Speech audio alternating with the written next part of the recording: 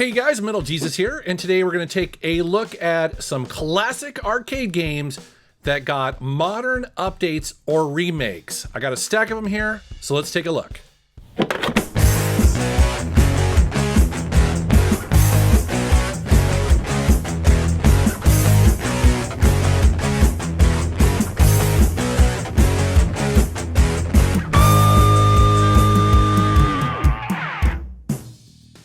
All right, so let's go ahead and get started with one of the most popular games of that era. That, of course, is Asteroids, and you see the arcade version right here. It's still a really fun game to play today, but then I popped in the PlayStation 1 version. That is the newer kind of remake that came out, and this one is okay. It's kind of weird. I'm not sure why I wasn't really jiving with this one that much.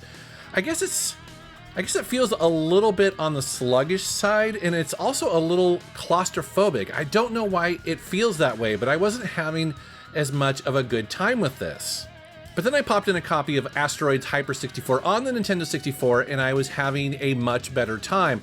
Now, I think these are programmed by the same developer, both the PlayStation 1 and the Nintendo 64 version, so I'm not exactly sure why I seem to prefer this one, but it just feels like it's the same classic gameplay, but the graphics have been updated in nice ways, including really cool death animations and explosions. Plus, it's got some cool power-ups, so I don't know why that is. You guys tell me if you played both versions. For some reason, I was definitely preferring the N64 one. Maybe it was the controller. I have no idea, but interesting updates.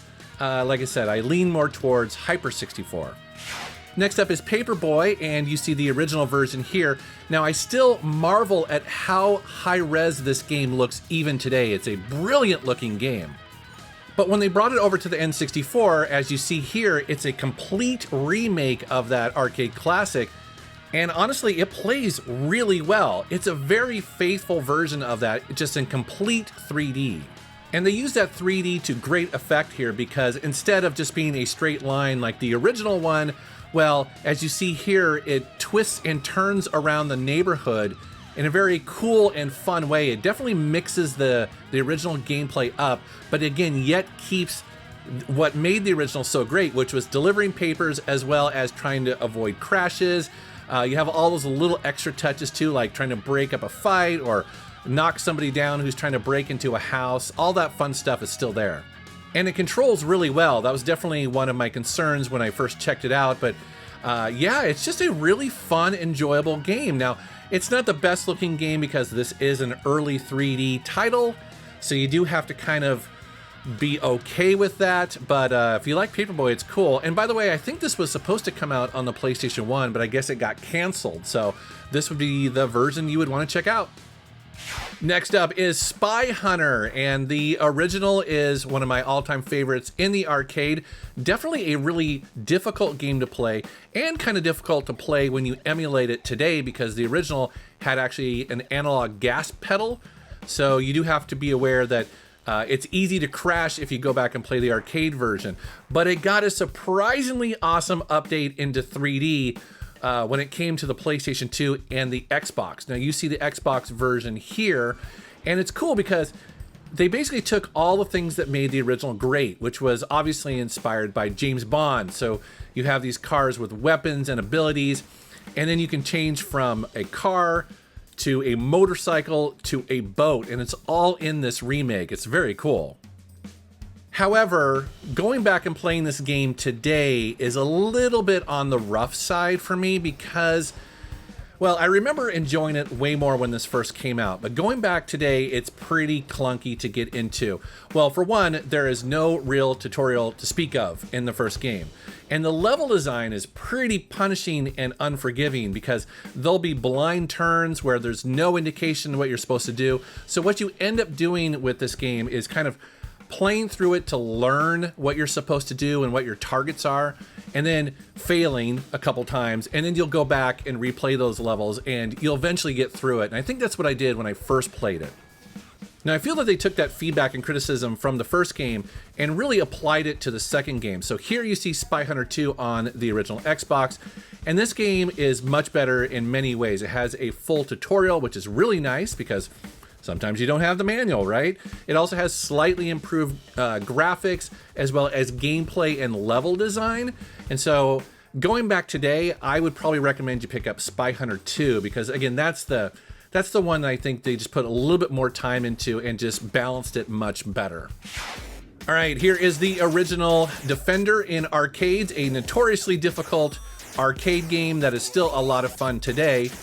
Now, here's another example kind of similar to Spy Hunter, where when they brought Defender over to the original Xbox and some of those generation of consoles, they turned it into a full 3D game. And as you see the footage here, so it was really interesting because they took the core ideas of the arcade game, but then just expanded on it to make it for more modern gamers and modern consoles. And I feel like this has some pretty decent graphics and tight controls, especially for the time. It kind of feels a little bit like a Wing Commander game, but of course, instead of being in space, you're down on a planet. And like the original arcade game, you're doing an awful lot of shooting aliens while trying to defend and also pick up stranded colonists and taking them back to the base. That's the main mechanic in this game, but there are some other things added, like there are some escort missions and things like that. This also comes with a really nice history of Defender, as well as a behind-the-scenes making of video. But ultimately, this version, just like the arcade original, is way too difficult. It's painfully difficult because it's so easy to get overwhelmed. They're picking up colonists. You sometimes will try to rescue them while they're falling through the air, and you swear that you should have picked them up, but for some reason they'll just fall right through and die. So it's definitely very difficult. It's very frustrating. The nice thing is it's really cheap to pick up these days. This is literally like a $5 to $10 game for most people. So if you like the original game and this looks somewhat interesting to you, definitely check it out. Next up is Missile Command, and this is still a fun game to play even today. All the footage that you're seeing here was captured on my MAME arcade machine, and it's such a blast. So when they brought this over to the PlayStation 1, well, I thought they actually did a pretty decent job taking what made the original great, but just kind of adding some new elements to it.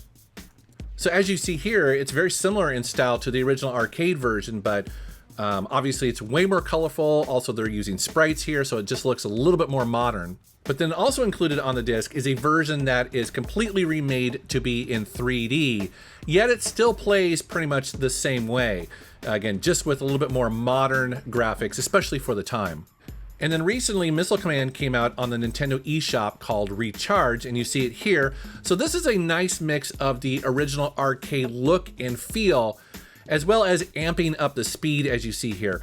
But they added in a leveling up system where you end up earning money to upgrade different attributes to basically boost your stats. And there's some really cool power-ups that will fly across the sky that you can activate. So for instance, you'll see a B for bomb that will take out everything on the screen. There's also an S that will put shields above your cities. T will slow down time, and a ton more. So while I had a lot of fun playing the PlayStation 1 remake, I actually think the Nintendo Switch one is even more fun because I just found myself coming back to it time and time again, kind of grinding for money to keep upgrading my missiles and my cities. And so it was very addictive. Next up is an absolutely amazing arcade game called Robotron 2084. This is basically a twin stick style shooter that has you battling robots to try to save the last remaining humans on Earth. And it's absolute chaos and completely fun to play today. And what's cool is that the Nintendo 64 got an amazing remake called Robotron 64. What they did is they took what was great about the original and simply just added 3D to it. So it looks kind of psychedelic and trippy here, but no, all the great gameplay is still here. This is a really cool version. And the way it works on the Nintendo 64 is that your thumbstick moves you around and then the face buttons fire in the 4 directions. So essentially you're strafing the whole time while you shoot. And again, it works really well. Now this game is hectic and it's designed to be that way, but it never actually is that overwhelming. Now, it may look like it in the footage here, but trust me, Once you get into this, there's a groove to it, and you just fly through the levels. It's really fun.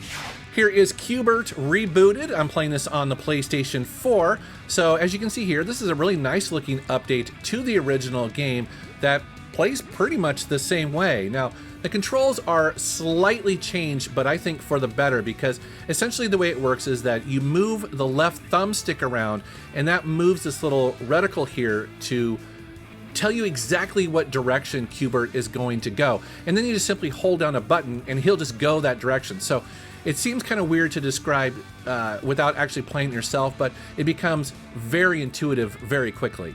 And as a nice touch to this, it has online leaderboards as well as different characters that you can unlock. And it includes the original version if you want to play that one too.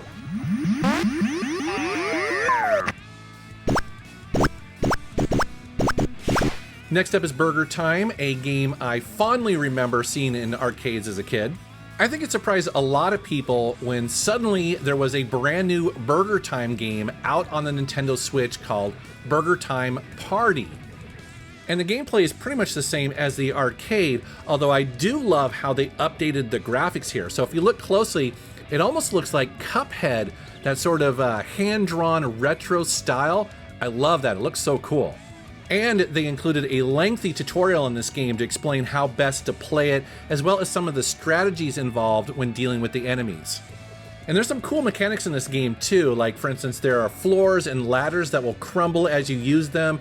There's some slippery floors that change the way you run across a level, as well as even conveyor belts and just a bunch more stuff. This definitely doesn't feel like a throwaway kind of cheap remastered version, because there's actually a lot of content and a lot of levels to play through here.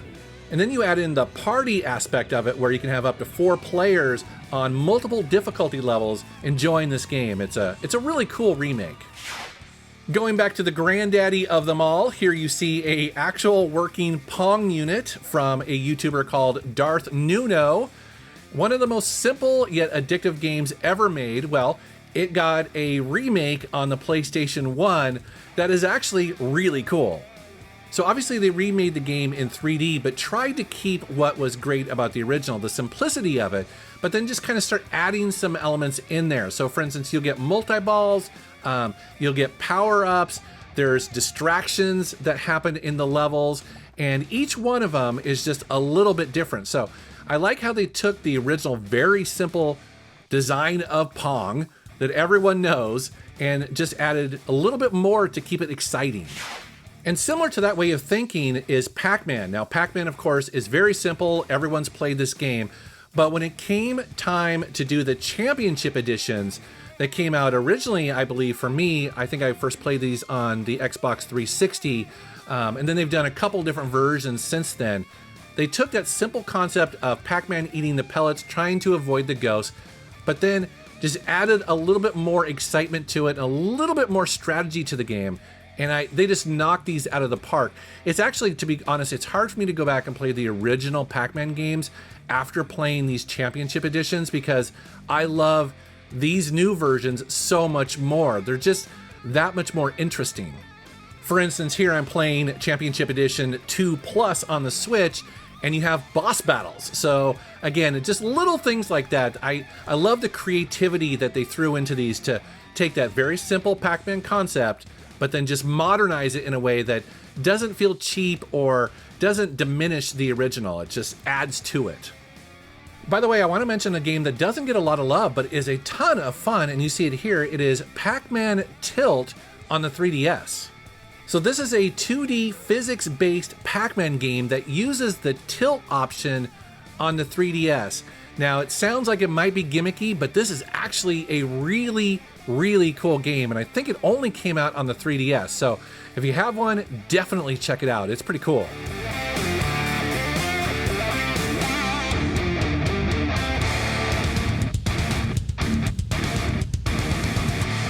Another good example of that is Miss Pac-Man. So again, very similar to the original Pac-Man. Everyone's played it. It's a great game. It's still a lot of fun today. But when it came time to the PlayStation 1 release, they basically added Maze Madness to it and did something really cool and interesting. As you can see here, they completely remade the game in full 3D. adding in this quest mode, which is really just a story mode. But what I love about this is that Miss Pac-Man is still going through mazes, still chomping the little pellets, still trying to avoid the ghosts. But it feels more like a modern kind of adventure action arcade game because she's pushing blocks, she's looking for keys. It's much more puzzle driven and it's so much better for it. And then controls are really solid here too, because just like the original Pac-Man, she's only going in 4 different directions. So the controls are really tight. And again, I just love the graphics. I love the puzzle aspect of this. It's such a cool version of this game. It's one of my all-time favorite remakes. Next up is an arcade game I used to play a lot as a kid. A really cool one that you don't really hear that much about anymore. So if you're not familiar with this game, what I'm doing there is controlling that little, I don't know if it's a ship or what, but you're basically trying to reclaim a percentage of the screen while trying to avoid the enemies. And so you see there, I'm trying to get to 75% of the screen reclaimed. And believe me, it looks easy, but actually it's pretty tough. Well, they remade it on the PlayStation 1 called QIX Neo, and you see it here. But this is an example of a game that was already difficult and is even more difficult. I don't know why they decided to do that, but this is painfully tough to play. I could not finish one screen. I don't know if I just was not getting the hang of it or what, but there's just way too much going on. It was way too easy to get hit by the enemies. So just an interesting kind of remake that I don't think did it very well, but I wanted to mention it here. All right, guys, well, that is a quick look at some modern updates to arcade classic games. There were a bunch more I could have mentioned, including what you're seeing here. Of course, that is Space Invaders Extreme, but not every update is a good one. So let's talk about the good ones and the bad ones down in the comments below. Thanks very much for watching. Thanks for subscribing, and take care.